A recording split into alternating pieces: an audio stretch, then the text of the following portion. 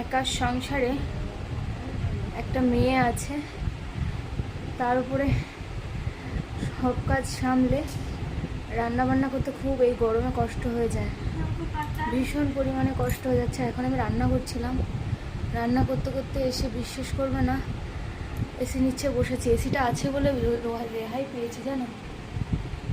এবারে এই গরমে যদি এসি না থাকতো আমি মনে হয় আর বাঁচতাম না।